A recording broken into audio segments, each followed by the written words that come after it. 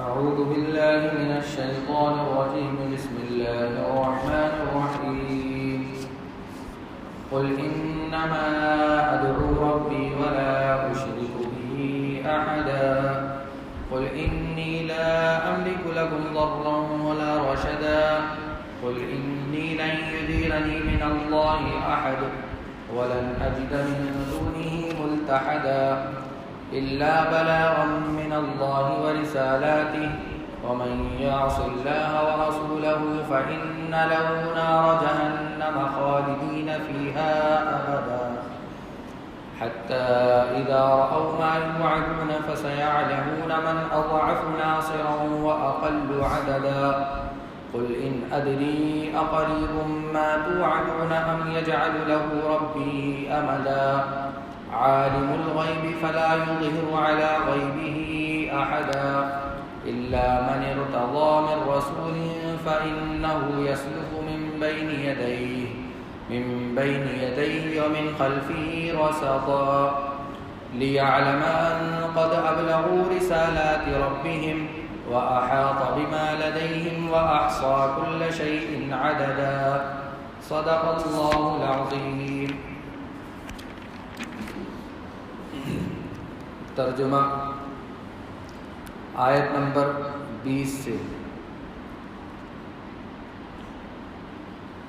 قل انما ادعو ربی ولا اشرک به احدا. اے پیغمبر آپ کہہ دو کہ میں تو صرف اپنے پروردگار کی عبادت کرتا ہوں اور اس کے ساتھ کوئی شریک نہیں مانتا. قل انی لا املک لکم ضرا ولا رشدا. اے پیغمبر کہہ دو نہ تمہارا کوئی نقصان میرے اختیار میں ہے اور نہ کوئی بھلائی. قل انی لن یجیرنی من اللہ احد ولن اجد من دونہ ملتحدا. اے پیغمبر کہہ دو کہ مجھے اللہ سے نہ کوئی بچا سکتا ہے اور نہ میں اسے چھوڑ کر کوئی پناہ کی جگہ پا سکتا ہوں. الا بلاغا من اللہ ورسالاتہ. البتہ جس چیز پر مجھے اختیار دیا گیا ہے وہ اللہ کی طرف سے بات پہنچا دینا. وَمَن يَعْصِ اللَّهَ وَرَسُولَهُ فَإِنَّ لَهُ نَارَ جَهَنَّمَ خَالِدِينَ فِيهَا أَبَدًا. اور اس کے پیغامات ہیں اور جو کوئی اللہ اور اس کے رسول کی نافرمانی کرے گا تو اس کے لیے جہنم کی آگ ہے جس میں ایسے لوگ ہمیشہ ہمیشہ رہیں گے. حتی اذا رأوا ما يوعدون فسيعلمون من اضعف ناصرا واقل عددا. اور یہ لوگ نافرمانی کرتے رہیں گے یہاں تک کہ جب وہ چیز انہیں نظر آ جائے گی جس سے انہیں ڈرایا جا رہا ہے تو اس وقت انہیں پتہ چل جائے گا کہ کس کے مددگار کمزور ہیں اور کون تعداد میں کم ہیں. قل ان ادری اقریب ما توعدون ام یجعل له ربی امدا. اے پیغمبر کہہ دو کہ مجھے معلوم نہیں ہے کہ جس چیز سے تمہیں ڈرایا جا رہا ہے آیا وہ نزدیک ہے یا میرا پروردگار اس کے لیے کوئی لمبی مدت مقرر فرماتا ہے. عالم الغیب فلا یظہر علی غیبہ احدا. وہی سارے بھید جاننے والا ہے چنانچہ وہ اپنے بھید پر کسی کو مطلع نہیں کرتا. الا من ارتضى من رسول فإنه يسلك من بين يديه ومن خلفه رصدا. سوائے کسی پیغمبر کے جسے اس نے اس کام کے لیے پسند فرما لیا ہو ایسی صورت میں وہ اس پیغمبر کے آگے اور پیچھے کچھ محافظ لگا دیتا ہے. لِيَعْلَمَ أَنْ قَدْ أَبْلَغُوا رِسَالَاتِ رَبِّهِمْ وَأَحَاطَ بِمَا لَدَيْهِمْ وَأَحْصَى كُلَّ شَيْءٍ عَدَدًا. تاکہ اللہ جان لے کہ انہوں نے اپنے پروردگار کے پیغامات پہنچا دیے ہیں اور وہ ان کے سارے حالات کا احاطہ کیے ہوئے ہے اور اس نے ہر چیز کی پوری طرح گنتی کر رکھی ہے. یہ سورہ جن جو اب تک آپ کے سامنے 19 آیات اور اس کی تفسیر بیان ہو چکی ہے. ابھی آخر کی جو چند آیات ہیں آیت نمبر 20 سے آیت نمبر 28 تک اس کی تلاوت اور اس کا ترجمہ ہوا ہے. ان آیات کے اندر اللہ تبارک و تعالیٰ نے توحید اور رسالت اور آخرت ان سارے مضمونوں کو جمع کیا ہے، ان سارے مضامین کو جمع کیا. سب سے پہلے تو توحید ہی کا بیان ہے کہ آپ کہہ دیجئے کہ میں تو صرف اپنے پروردگار کی عبادت کرتا ہوں اور اس کے ساتھ کسی کو شریک نہیں ٹھہراتا، کہ جس طرح یہ لوگ جماعت بنا بنا کر آتے تھے اللہ کے نبی کے پاس، اور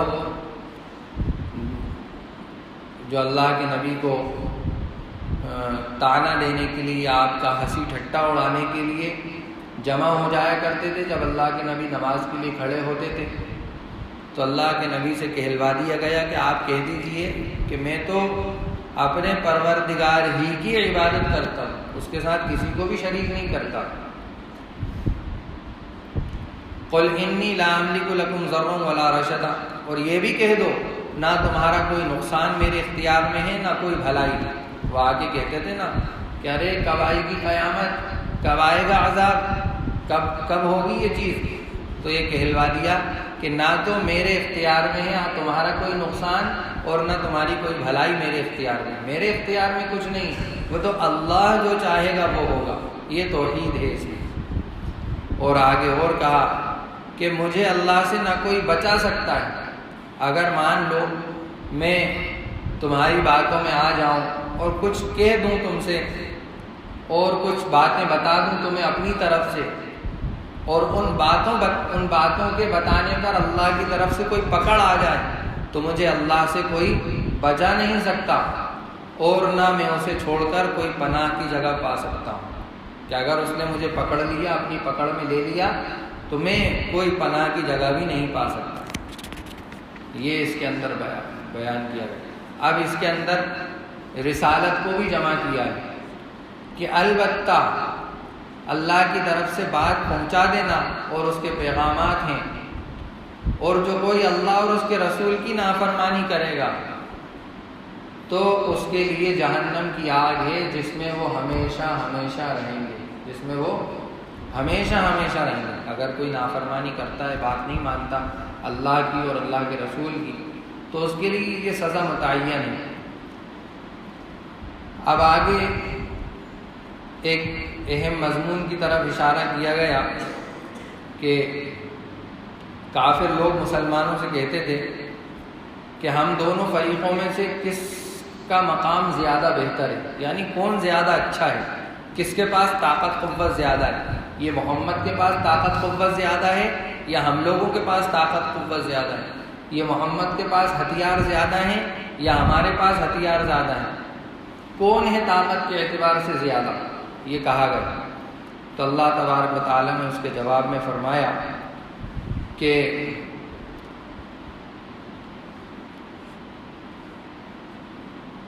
حَتَّى إِذَا رَأَوْا مَا يُوعَدُونَ فَسَيَعْلَمُونَ مَنْ أَضْعَفُ نَاصِرًا وَأَقَلُّ عَدَدًا، کہ یہ لوگ نافرمانی کرتے رہیں گے یہاں تک کہ جب وہ چیز انہیں نظر آ جائے گی، یعنی قیامت، جس سے انہیں ڈرایا جا رہا ہے کہ دیکھو قیامت آئے گی اور اس کا کوئی بھروسہ نہیں کب آ جائے، تو وہ اس وقت انہیں پتہ چل جائے گا کہ کس کے مددگار کمزور ہیں اور کون تعداد میں کم ہے، اس وقت پتہ چل جائے گا ساری چیزیں۔ جب قیامت آ جائے گی اور اللہ تبارک و تعالی حق بات کو الگ کر دیں گے، ناحق کو الگ کر دیں گے، صحیح جو حق پر ہیں ان کو الگ کر دیں گے اور جو ظالم ہیں ان کو الگ کر دیں گے، تب ان کو پتہ چلے گا کہ جو آج کہہ رہے ہیں نا کہ طاقت میں کون زیادہ ہے، کس کی مجلس زیادہ بہتر ہے، اس وقت پتہ چلے گا کہ کون کمزور ہے اور کون تعداد میں کم ہے، اس وقت پتہ چلے گا۔ قل ان ادری اقریب ما توعدون ام یجعل له ربی امدا، مجھے معلوم نہیں کہ جس چیز سے تمہیں ڈرایا جا رہا ہے کیا وہ نزدیک آ گئی یا میرے پروردگار نے اس کے لیے کوئی لمبی مدت متعین کر دی۔ یہ بھی قیامت کے بارے میں کہ کہہ رہے ہیں نا کہ ارے کب آئے گی قیامت، بار بار سوالات کیے جا رہے ہیں، تو اللہ کی طرف سے جواب دیا گیا کہ آپ کہہ دیجیے مجھے نہیں معلوم کہ جس چیز سے تمہیں ڈرایا جا رہا ہے، یعنی قیامت سے جو تمہیں ڈرایا جا رہا ہے وہ نزدیک ہے یا اس کا کوئی وقت متعین ہے اللہ کی طرف سے، اس کا بھی مجھے نہیں معلوم۔ پھر آگے بہت اہم مضمون کی طرف اشارہ کیا ہے، عالم الغیب فلا یظہر علی غیبہ احدا، وہی سارے بھید جاننے والا ہے چنانچہ وہ اپنے بھید پر کسی کو مطلع نہیں کرتا۔ اللہ کو معلوم ہے ساری خبریں، جو غیب کی خبریں ہیں وہ سب اللہ کو معلوم ہے، اور اللہ کسی کو بھی مطلع نہیں کرتا، کسی کو نہیں بتاتا اپنی غیب کی خبریں کہ موت کب آئے گی، بچہ کب پیدا ہوگا، کب مرے گا، پانی کب برسے گا۔ جو سورہ لقمان کے اندر بالکل آخری آیت میں جو اللہ تبارک و تعالیٰ نے 5 چیزیں گنوائی ہیں کہ آدمی کل کیا کمائے گا، بچہ کیسا پیدا ہوگا، کالا ہوگا، گورا ہوگا، لڑکا ہوگا، لڑکی ہوگی، بارش کہاں ہوگی، آدمی کس زمین پر مرے گا، یہ ساری غیب کی خبریں اللہ ہی کو ہیں، اللہ کے علاوہ کسی کو نہیں معلوم۔ بعض بے وقوف لوگ، آپ سب جانتے ہیں، میں اشارہ کر رہا ہوں صرف، وہ کہتے ہیں کہ اللہ کے نبی بھی عالم الغیب تھے، جن کو ہم بدعتی کہتے ہیں، ان کا یہ عقیدہ ہے، جو عقیدہ کفر اور شرک تک پہنچا دیتا ہے۔